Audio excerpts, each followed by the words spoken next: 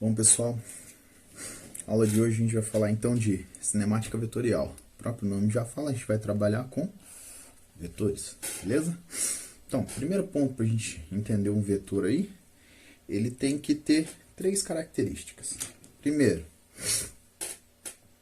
módulo ou intensidade. Depois, a direção, né?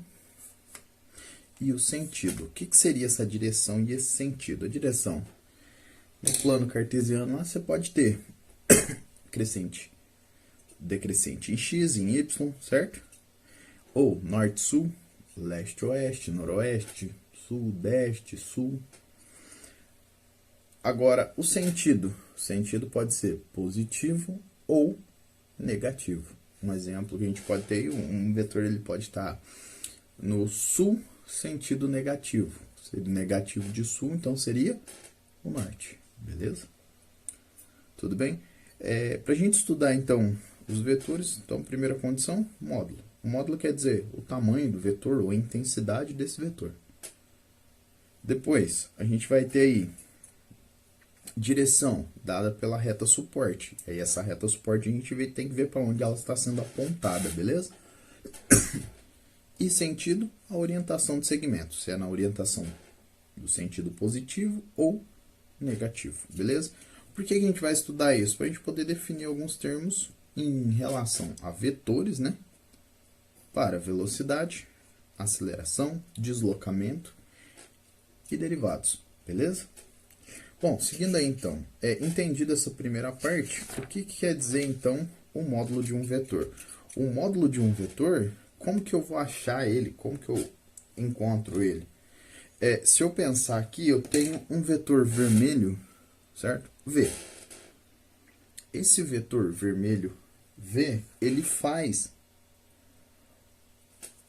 uma projeção ou no eixo Y e uma projeção no eixo X. Então, se eu pensar o seguinte,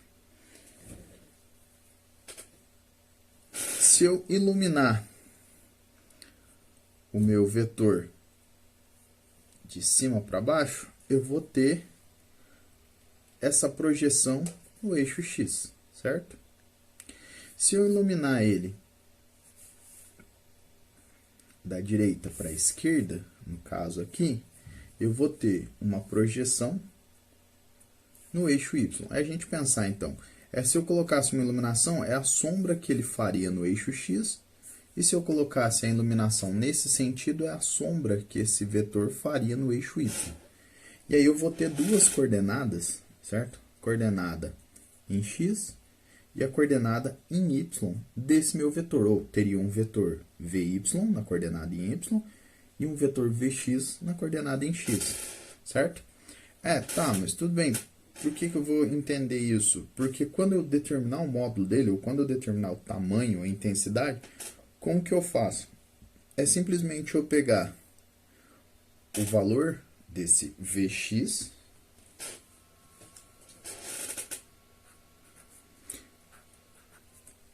elevar ao quadrado e somar com o valor de Vy elevado ao quadrado. Somado isso, eu tiro a raiz quadrada e eu vou obter aí o valor do módulo do meu vetor, beleza? Então, lembrando aí novamente, ó, o que eu tenho que fazer? Eu tenho que achar a coordenada em x do meu vetor, achar a coordenada em y do meu vetor. Geralmente você consegue achar essas coordenadas em x e em y, beleza? Porque a sua reta aqui, ela te dá um suporte, ela te dá valores para você saber o quanto isso deslocou.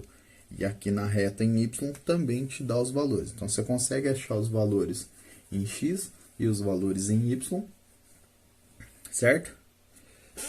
E aí, você pegando o valor de x elevando ao quadrado, somando com o valor de y elevado ao quadrado, depois que você fez a soma, você tira a raiz quadrada, você tem o valor do módulo, certo? Ou você tem a intensidade do vetor. Um exemplo de uma outra maneira que a gente encontra aí o valor de x e o de y, percebam que conforme eu vou Vamos supor que essa lapiseira seja o vetor V aqui, certo? Conforme eu vou deslocando ela aqui, eu tenho ângulos que eles são criados, certo? Eu posso aumentar, por exemplo, esse ângulo θ, automaticamente eu diminuiria esse ângulo alfa. Eu posso diminuir o ângulo θ, aumentando o ângulo alfa, certo? Mas, qual que é a ideia aqui? Para cada posição, eu vou ter um ângulo referente, certo? E a soma desses dois ângulos aqui, se a gente for entender por matemática básica, ela tem que dar 90 graus, ou alfa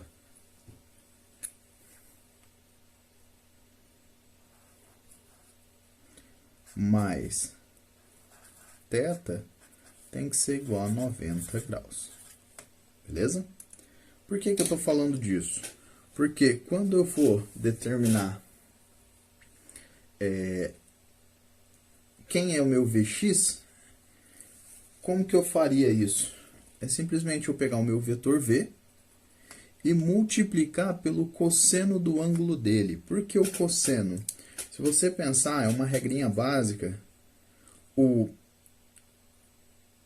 vetor, quando você posiciona para achar o Vx, você está fazendo uma sombra em x, utilizando o eixo dos cossenos, certo? Quando você está vendo a projeção em y, ou você está fazendo uma iluminação para gerar uma sombra em y, você está trabalhando com o eixo dos senos. Um exemplo, trazendo para o mais tradicional, toda vez que você olhar o eixo x, vamos supor, você está abaixo, ou visão baixa, com sono, cosseno. Beleza? Quando você olhar o eixo y, que ele está mais em pé, então, em pé, lembra você sem sono, então, seno. Beleza? Essa é uma regrinha que a gente tem para a gente poder decorar aí a ideia do eixo x e o eixo y. Tudo bem? Então, por essas condições, eu também consigo achar quem é o meu x, quem é o meu y, se eu tiver o valor do ângulo. Aí eu consigo achar quem é o meu Vx e quem que é o meu Vy, beleza? Só dando um adentro aqui, todo o vetor ele tem que ser acompanhado dessa simbologia. Eu tenho em esquecer, beleza? Bom, mais um ponto aqui. E se eu quiser achar o quanto esse vetor está inclinado? Vamos supor que eu te dei o valor de x e te dei o valor de y. Vx e Vy, mais fácil falar. E eu quero saber qual que é a inclinação desse ângulo, certo? Se eu pegar a tangente do ângulo, a reta tangente a esse ângulo, ela é dada por seno sobre cosseno. O seno sobre cosseno vem daqui, beleza? Então, como que eu faria isso? Se eu tenho, certo? Vx e Vy, então eu vou passar então Vx dividido por Vy aqui, ó, nessa condição.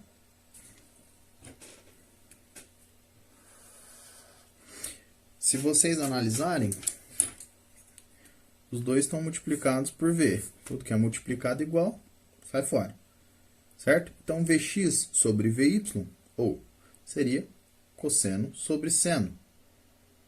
Ou, se eu pegasse Vy sobre Vx, seria seno sobre cosseno. Para eu determinar quem é a inclinação, é simplesmente eu pegar esse ponto aqui, ó. A 1 sobre a tangente do meu ângulo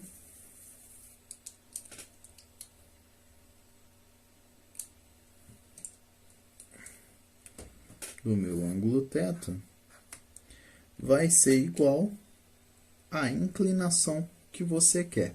Para você achar essa função 1 sobre a tangente, ela geralmente tem que ser fornecida, certo? Você não consegue decorar ela de cabeça. Mas se você tiver a tangente desse ângulo, é só você dividir 1 por ela. O seno do ângulo e o cosseno do ângulo, dependendo do ângulo dado aí, o problema ele te fornece quem são os senos e os cossenos para determinados ângulos, beleza? Pessoal, então só para a gente dar uma última revisada, então.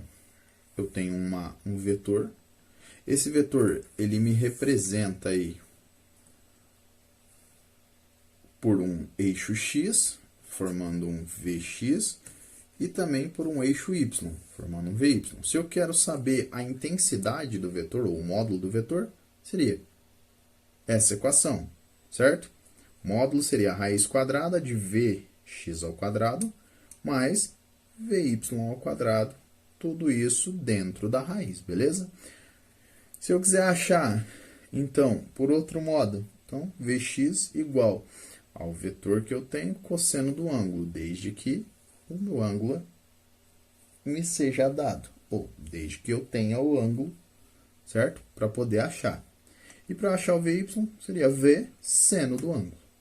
Tranquilo? Se eu quero achar a inclinação a gente sabe que se você tem seno e cosseno, você vai ter a tangente. Então, só você dividir 1 pela tangente, ou é só inverter a equação, então fica cosseno sobre seno do ângulo, beleza?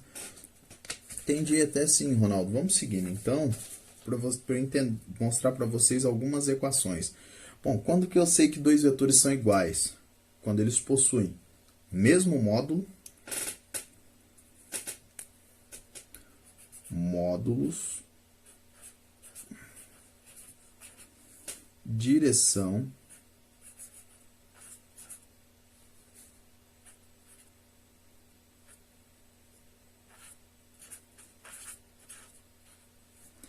e sentido.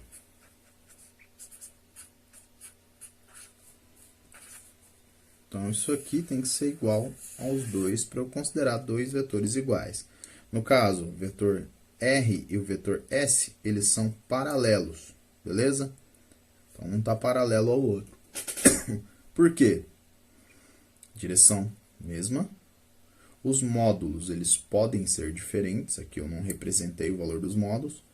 E o sentido, vamos supor, se eu definir aqui como sendo positivo, então seria sentido positivo para os dois, beleza? Uma outra condição que a gente tem aí, então, se eu quiser somar dois vetores e obter um novo vetor que é a soma deles, eu consigo? Sim, certo? É simplesmente eu pegar um vetor, aproximar aqui a extremidade de um vetor na extremidade do outro, e aí eu vou ter que a soma dos vetores vai dar um novo vetor. Ou, se a gente for pegar aqui, A mais B vai dar esse vetor maior aqui, que seria A mais B. Se eu tiver também uma outra regra que o pessoal gosta muito de usar, a regra do paralelogramo, você também encosta aqui uma extremidade com a outra, a extremidade superior com a extremidade inferior do vetor, né? E aí você vai ter um novo vetor, no caso aqui a B. E se eu fosse subtrair um vetor?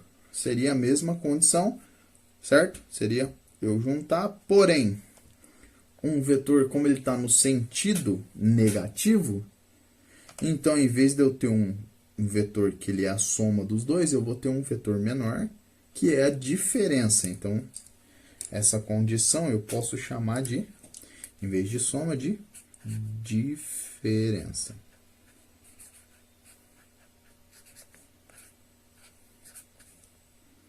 Beleza? Então, aqui apresentada a soma e a subtração, ou a diferença, né? Eu também tenho a multiplicação. O que seria a multiplicação? No caso aqui, a gente vai utilizar a multiplicação por escalar. Eu não vou utilizar a multiplicação de vetor por vetor, certo? Por quê? Para a multiplicação de vetor por vetor, você tem uma matemática um pouquinho mais elaborada. Então, você tem que trabalhar ela, entender o conceito um pouco mais detalhado de geometria analítica, para que você consiga compreender aí condições matemáticas para satisfazer seus problemas, beleza? Então, na multiplicação de um vetor por um escalar, é simplesmente você pegar um número e multiplicar por esse vetor. Um exemplo que eu dei aqui, eu tenho um vetor x, eu quero o dobro desse vetor, eu quero duplicar esse vetor, então eu só simplesmente multiplico ele por 2, beleza? Se eu quiser triplicar esse vetor, então eu multiplico por 3. Quadriplicar por 4, certo? Então, e a divisão do vetor que a gente fala? Não existe a divisão numa condição natural, certo? A gente faz o quê? Multiplica pelo seu inverso. Em vez de eu multiplicar por 2, eu multiplicaria por metade, beleza? Eu multiplicaria por meio, e aí eu teria a divisão por 2. Se eu quisesse dividir por 3, era multiplicar, pegar o meu vetor A e dividir por 3, seria A vezes 1 sobre 3, ou 1/3. Se eu quiser dividir o meu vetor por 4, é pegar o A e multiplicar por 1/4. Beleza, pessoal? Tranquilo aí? Essas equações a gente vai utilizando conforme o necessário. Mas é bom a gente ter apresentado para a gente poder entender como é que funciona a natureza dos vetores, que não são iguais aos valores escalares. A gente tem regrinhas que a gente tem que cumprir, beleza?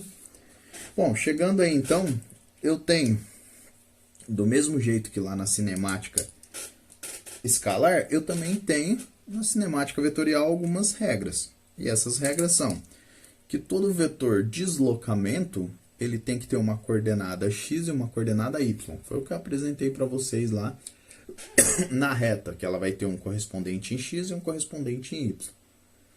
Então, a minha variação, certo? Desse vetor deslocamento, ou variação do tamanho do meu vetor, seria a distância final menos a distância inicial. Se eu somar mais de um vetor, seria o ponto final do meu novo vetor menos o ponto inicial, da onde foi partido, beleza? E essa distância ela é sempre fornecida em sistema internacional, metros. Eu posso mudar isso para quilômetros, para centímetros, para milímetros, para hectômetro, posso, beleza? Fazendo a regra de conversão que estava lá no primeiro vídeo que eu passei para vocês, seguindo a tabela. Seguindo ainda, eu não sei que para velocidade a gente sabe que é deslocamento ou a distância sobre o tempo. A gente for pegar lá, é quilômetro por hora, metros por segundo. Aqui é a mesma situação. O que vai mudar é que o meu vetor de deslocamento agora, a minha variação do vetor de deslocamento no tempo. Então, o que seria a velocidade? A variação do vetor de deslocamento na variação do tempo que você leva para deslocar esse determinado vetor. Beleza? Mais uma condição que a gente vai ter, então, qual que é a unidade de medida, então, do vetor velocidade? Metros por segundo. Ou pode ser quilômetros por hora também? Pode. E você tem que pegar e fazer a conversão lá de quilômetros por hora para metros por segundo, certo? Beleza? Tem uma regrinha no vídeo anterior aí de como funciona quilômetros por hora para metros por segundo. Peço a vocês para dar uma olhada, beleza? E por último, a gente chega aqui então na aceleração média. O que seria o vetor aceleração? Certo? O vetor aceleração seria a variação do vetor velocidade, ou quanto o vetor velocidade ele aumenta ou diminui, e em quanto tempo, ou pela variação de tempo. Então, a variação do vetor velocidade dividido pela variação do tempo. E unidade de medida de aceleração, metros por segundo ao quadrado ou quilômetros por ao quadrado, beleza? Então, a gente tem essas condições aí. Pessoal, o que vai mudar de uma cinemática escalar para uma cinemática vetorial? Muita coisa, certo? A análise é feita diferente, por isso que a gente tem que ter essa percepção aí de como que funciona a matemática para vetores e a matemática para escalares, beleza? Mas conforme o vídeo vai andando, ou conforme os exercícios vão andando, né? A gente vai conseguindo, trabalhando aos poucos, cada vez mais, buscando entender esse mundo aí dos vetores e escalares, certo? Pessoal, uma boa noite, muito obrigado.